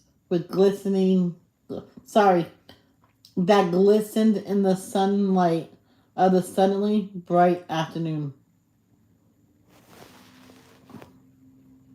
The house reminded Angus Summers of the one in which he had grown up on the other side of the Hudson River in Gloucester, New Jersey. A familiar regret passed through his mind. I should have bought the house when Mom and Dad moved to Florida. It's doubled in value over the past 10 years. This property is worth more than the house was. His next thought as he heard the sound of footsteps approaching on the other side of the door. It was Summers' experience that even people with an untroubled conscience can experience a nervous reaction at a visit from the FBI. In this case, however, Amy Lynchcroft had phoned and asked to see them, saying she wanted to discuss her former husband. She greeted them with a brief smile as she glanced at their credentials and then invited them in. A slightly plump woman in her mid-40s with flashy brown eyes and salt and pepper hair and curled around her face. She was wearing a painter's smock over jeans. The agent followed her into the living room, tastefully furnished in early American decor and dominated by an excellent watercolor painting of the Hudson River Palisades. Summers walked over to study it. The signature in the corner was Amy Lincroft. This is beautiful, he said sincerely. I made my living as a painter. I'd better be pretty good, Lincroft said, matter-of-factly. Now sit down, please. I won't keep you long, but what I say may be worth hearing. Ooh. That clerk that worked in the shop that the Farleys bought those dresses, Mr. Wacko was there too and bought those overalls from the same place. A day apart.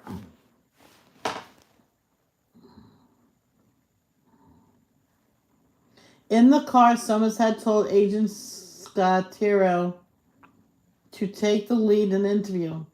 Now she said, Mr. Lincroft, am I correct that you have something to tell us that you feel is relevant to the Farley's kidnapping? May be relevant, Linda improvised. I know this is going to sound like the woman scorn, and maybe it is, but Greg has hurt so many people. And if what I'm going to tell you hurts him, so be it. I was the college roommate of Tina Olson. The pharmaceutical heiress, and was always invited to visit the family's various homes. Looking back, I realized that Greg married me so he could worm his way to Tina's world. He successfully and merrily. Greg is smart and he knows how to sell himself. When we were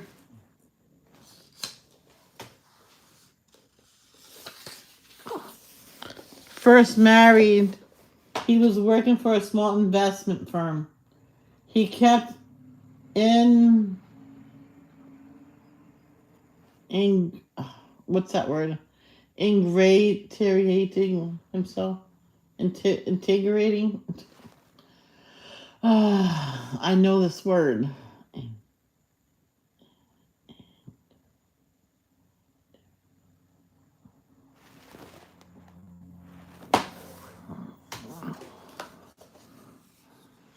Can you help me, Daniel? What is that word? Ingratiating. Integrating? What's that word?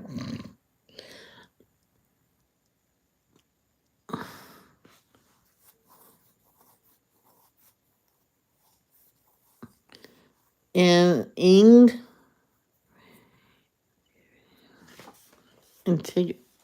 I know the word. I just can't get it out.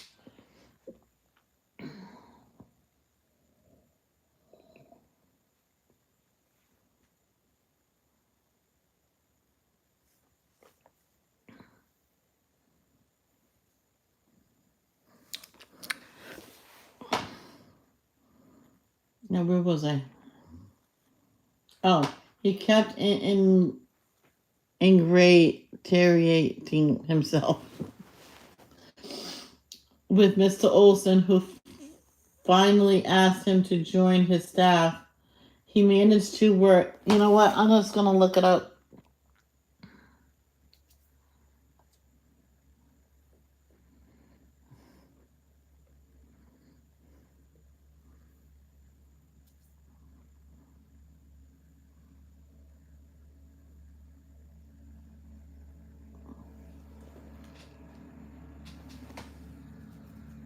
Okay. Oh.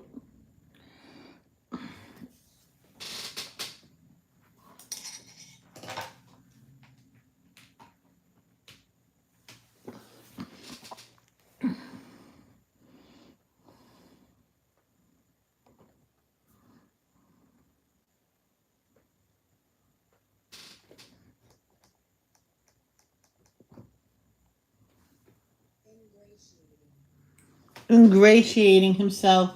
He kept ingratiating himself with Mr. Olson, who finally asked him to join his staff. He managed to work his way up to becoming Olson's right-hand man. Thank you, Danielle. I was trying to. I said some words I have not. I never read that word before. The next thing I knew, he and Tina announced that they were in love.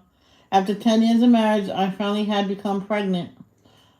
The shock of my husband and my best friend cheating on me caused a miscarriage. To stop the hemorrhaging, I had to have a hysterectomy. Ugh. She's much more than a woman scorned, Angus Summers thought as he observed the look of sadness that rushed into Amy Lincroft's eyes. Then he married Tina Olson, Scott Terrier promptly, sympathetically. Yes. It lasted 6 years until Tina found he was cheating with someone else and got rid of him. Needless to say, her father fired him as well. You must understand, Greg is simply incapable of being faithful to any woman. What are you telling us, Mrs. Lincroft? Angus Summers asked. About 6.5 years ago, after Greg remarried Tina, phoned and apologized to me. She said she didn't expect me to accept the apology, but she had to extend it anyways. She said it wasn't only his womanizing that got to her. Her father had learned that he'd been milking the company with phony expenses. Mr. Olson covered the expenses himself to avoid a scandal. Tina said if it was any satisfaction to either one of us, Greg may have bitten off more than he could chew with his new bride, Millicent Alwyn Parker Huff. She's one tough lady. And Tina heard that she made him sign a prenuptial agreement that says if the marriage doesn't last 7 years, he gets zip, nothing, not a dollar. Amy Linscroft's smile had no mirth in it. Tina called again yesterday after she saw Greg's interview with the press. She said he's trying desperately to impress Millicent. The prenup expires in a few weeks, and Millicent has been spending a lot of time in Europe away from him.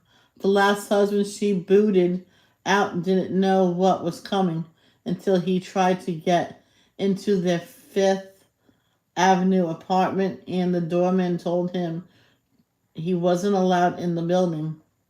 You're telling us that if Greg is afraid that may happen to him, he might be behind the kidnapping because he'll need money? Isn't that a sketch, Mr. Lincroft?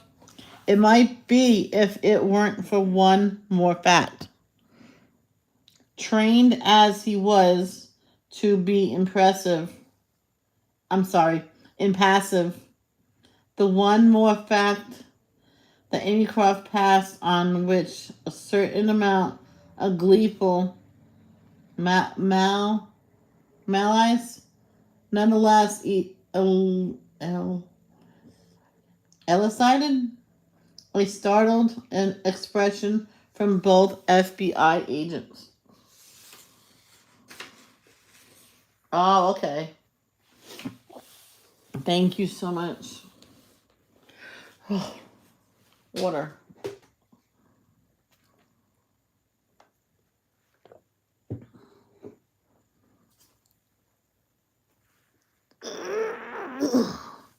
Okay, chapter 52. I can't put this book down. Margaret sat on the edge of the bed in the twins' bedroom, the blue velvet dresses she had bought for their birthday draped across her lap. She tried to push aside the memory of a week ago when she dressed the twins for their party. Steve had come home from work early because after the party they were going to the company dinner. The twins had been so excited that Steve finally had to hold Kelly on his lap while Margaret fastened the buttons on Kathy's dress. They were giggling and talking twin talk, she remembered, and she was convinced they could read each other's minds. That's why I know that Kathy really is alive. She has told Kelly that she wants to come home. The image of Kathy being scared and tied to a bed made Margaret want to scream with rage and fear. Where can I look for her? She anguished. Where can I begin? What is it about the dresses? There's something about the dresses I need to remember. What is it? She ran her hands over the soft velvet fabric, remembering how even though the price had been reduced, they still cost more than she wanted to pay. I kept looking through the racks, she thought, and I kept coming back to them. The salesgirl told me how much they cost at Bergstrom's. Then she said that it was funny I was there because she just finished waiting on Another woman shopping for twins. Margaret gasped. That's what I've been trying to remember. It's where I bought them. It's the clerk. She told me that she's just sold clothes for 3-year-old twins to a woman who didn't seem to know anything about the size to buy for them. Margaret stood up and let the dresses slide to the floor. I'll know the clerk when I see her, she thought. It's probably just a crazy coincidence that someone else was buying clothes for 3-year-old twins in the same store a few nights before the girls were kidnapped. But, on the other hand, if the kidnappers was being planned, it would be obvious that the twins would be in pajamas when they took them, and that they would need a change of clothing. I have to talk to that clerk. When Margaret went downstairs, Steve was just returning with Kelly from the nursery school.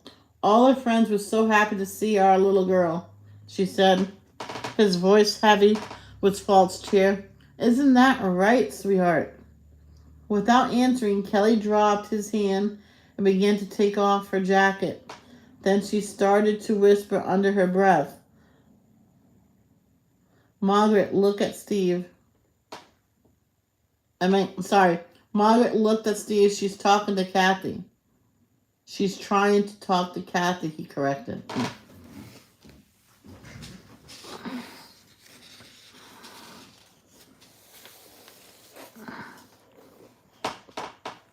Margaret reached out her hand. Steve, give me the keys to the car. Margaret, Steve, I know what I'm doing. You stay with Kelly. Don't leave her for a minute. And make note of whatever she may be saying, please. Where are you going? Not far. Just to the store on Route 6 where I bought their party dresses. I have to talk to the clerk who waited on me. Why don't you call her? Margaret forced herself to draw a long, quiet breath. Steve, just give me the keys. I'm all right. I won't be long. There's still a media van at the end of the street. They'll follow you. They won't get a glance. I'll be gone before they realize it's me. Steve, give me the keys. In a sudden gesture, Kelly spun around and threw her arms around Steve's legs. I'm sorry, she wailed. I'm sorry. Steve grabbed her up and rocked her in her arms. Kelly, it's okay, it's okay.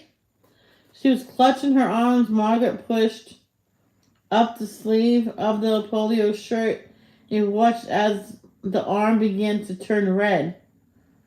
In the same spot over the faint black and blue mark they had noticed when she returned home. Margaret felt her mouth go dry. That woman just pinched Kathy, she whispered. I know she did. Oh, God, Steve, don't. You get it? Give me the keys. He reluctantly pulled the car keys from his pocket, and she yanked them out of his hands and ran for the door. 15 minutes later, she was entering Abby's discount Route 7. There were about a dozen people in the store, all of them women. Margaret walked up and down the aisles, looking for the clerk who had waited on her, but she did not see her anywhere. Finally, desperate for answers, she approached the cashier to the manager. Oh, you mean Lila Jackson, the manager said when Margaret described the sales clerk. It's her day off, and I know she took her mother into New York for dinner and a show. Any one of our other clerks will be happy to help you in any of... Does Lila have a cell phone? Margaret interrupted. Yes, but I really can't give it to you. The manager, a woman of about 60, with frosted blonde hair, suddenly became more formal and less cordial. If you have a complaint, you can speak directly to me. I'm Joan Howell, and I'm in charge here. It's not a complaint. It's just that Lila Jackson was also waiting on another woman who bought outfits for twins and didn't know their sizes when I was here last week. I wanted to ask her about that woman. Howell shook her head. I can't give you Lila's cell number phone, she said positively. She'll be in at 10 o'clock tomorrow morning. You can come back then. With a dismissive smile, she turned her back to Margaret. Margaret caught Howell by the arm as she tried to walk away. You don't understand, she pleaded, her voice resisting. My little girl is missing. She's alive. I got to find her. I got to get to her before it's too late. She had drawn the attention of the other shoppers in the area. Don't make a scene, she warned herself. They'll think you're crazy. I'm sorry. She stammered as she released Howell's sleeve. What time is Lila coming tomorrow? 10 o'clock. Dunkoff expressed wit was sympathetic. You're Mrs. Farley, aren't you? Lila told me that you brought the birthday dresses for your twins here. I'm so sorry about Kathy, and I'm sorry I didn't recognize you. I'll give you Lila's cell phone number, but the odds are that she won't have taken it with her to the theater, or at least she'll have turned it off. Please come into my office.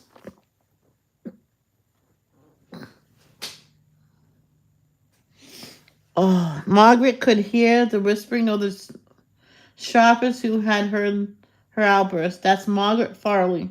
She's one whose twins. Yeah. In the rush of grief that stagged her with its violent, Margaret turned and rushed outside in the car. She turned on the ignition key and flooded the gas pedal, not knowing where she was going. She began to drive. Later, she remembered being on 195 north and going as far as Providence, Rhode Island. There, at the first sign for Cape Cod. Oh my gosh! She stopped for gas and only then realized that how far she had gone. She turned onto I-95 South and drove until she saw the sign Route 7. Then followed it, sensing that she needed to find Danbury Airport. Reaching it finally, she parked near the entrance. She carried her body in a box. What? He carried her body in a box, she thought. That was her casket. He took her on the plane and flew her over the ocean. Oh. Then he opened the door or the window and dropped the body of my beautiful little girl in the ocean. It would have been a long fall. Didn't the box break? Did Kathy tumble out of the box into the water? The water's so cold. Don't think about that, she admonished herself. Think about how much she loved diving into the waters. Into the waves. I have to get Steve to rent a boat. If we go out on the ocean and I drop some flowers, maybe then it will feel as though I can really say goodbye to her. Maybe. A light suddenly shone in the driver's window, and Margaret looked up. Mr. Farley? Mrs. Farley? The state trooper's voice was, yes. We'd like to help you get home, ma'am. Your husband is terribly worried about you. I just ran an errand. Ma'am, it's 11 o'clock at night. Oh, God. You left the store at 4 o'clock. Did I? I guess that's because I stopped hoping. Yes, ma'am. Now let me drive you home. Late Friday afternoon, Agent Angus Summers and Ruth Ann Scottero went directly from Amy Lincroft's home to the Park Avenue office of CFG and Y and requested immediate I'm sorry, chapter 53. And requested an immediate meeting with Greg Stanford. After a full half-hour wait, they were finally admitted into his office, which obviously had been furnished to reflect his own rather grand taste. Instead of a typical desk, he had an antique writing table. Summers, something of a few furniture buff himself, recognized it as being early 18th century and probably worth a small fortune. Instead of bookshelves, an 18th century bureau cabinet on the left wall reflected the late afternoon sunlight that was filtering through a window in Outlook Park Avenue. In lieu of the usual executive desk chair, Summers had opted for a richly upholstered antique armchair. In contrast, the seats in front of this desk were side chairs upholstered in a rather plain fabric, a clear indication to Summers that visitors were not considered to be on the same social level as Greg Stanford himself. A portrait of a beautiful woman in an evening gown dominated the wall to the right of the desk. Summers was sure that the haunting, unsmiling object of the portrait had to be Stanford's current wife, Millicent. I wonder if he gotten to the point where he orders his staff not to look him directly in the eyes. Summers thought, what a phony. In his office, did he rig it up like the one he owned? Did he rig it up like his on his own? Or was the wife in on it? He's on a couple of museum boards, so she probably knows her stuff.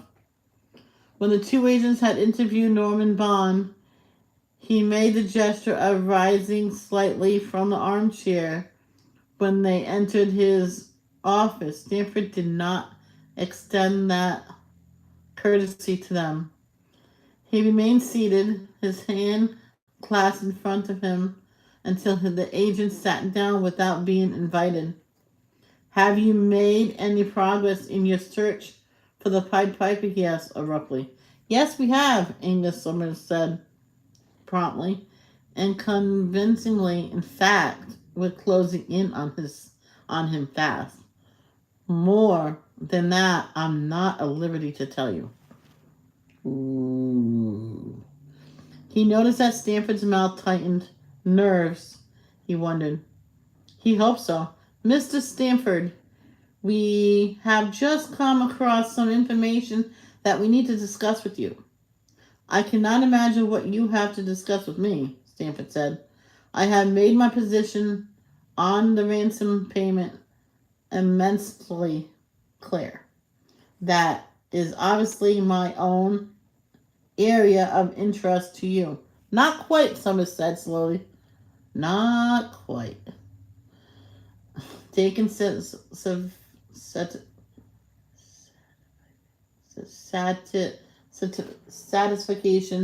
in drawing the words out. When you learn that Lucas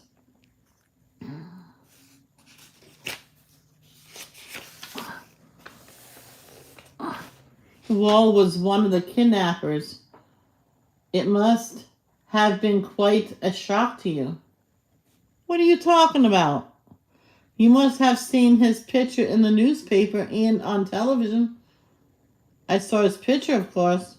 Then you must have recognized that he was the ex-convict who was your chauffeur for several years.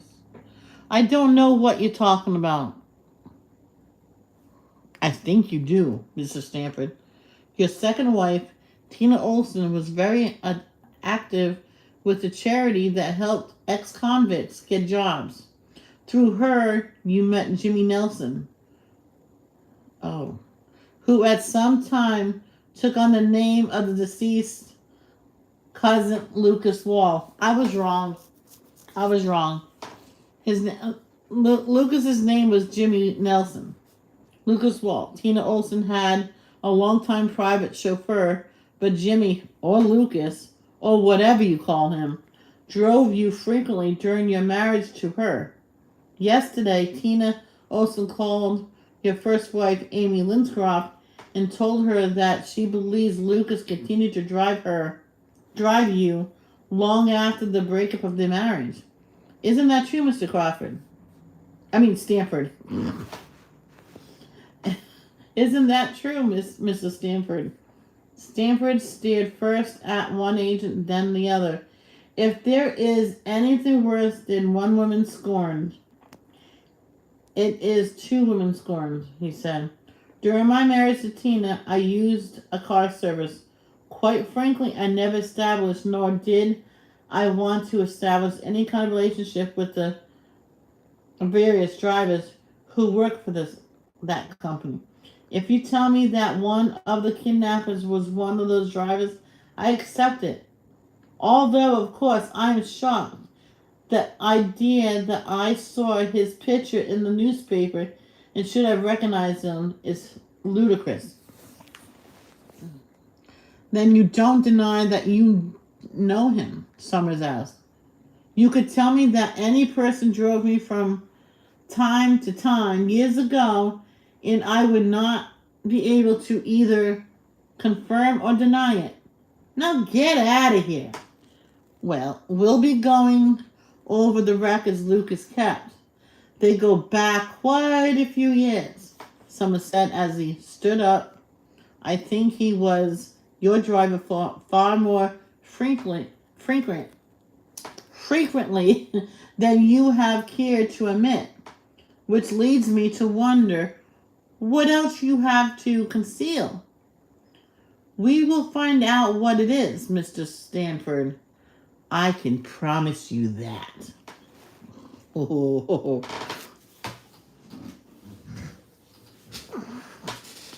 Oh.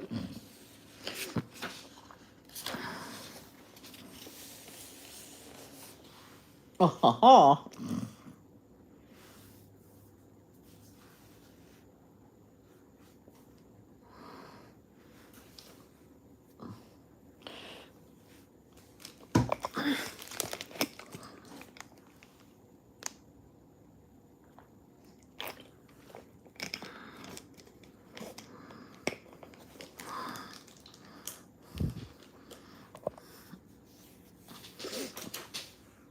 Danielle, I think I'm going to stop right there.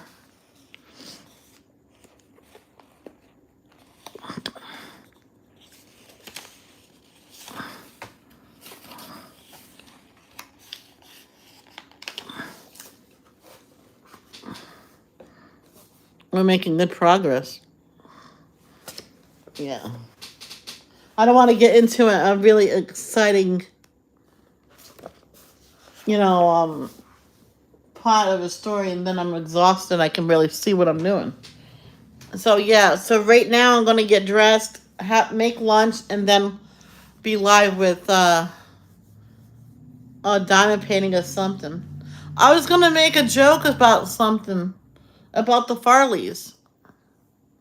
I was gonna say I wonder if they have someone in the Farley family named Chris, but I figured that wasn't appropriate during the reading. But Chris Farley, Tamara Farley. I know it's Tamara Farley.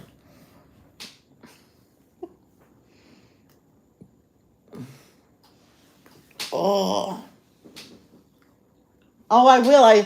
I seen it when I was getting ready to set this up. Yeah, I definitely will, because I'm gonna go get dressed and go probably do the dishes and then eat. I can't eat until I do the dishes. So I can read until next week. But everybody's eyes need a rest. Oh, I'm going to have that book done by the end of the week. Well, it is the end of the week. Possibly by Tuesday. So, love, I love you, girl. Thank you for being here. And I'll keep this going. Hit your like button on the way out. Love, don't judge. Peace out.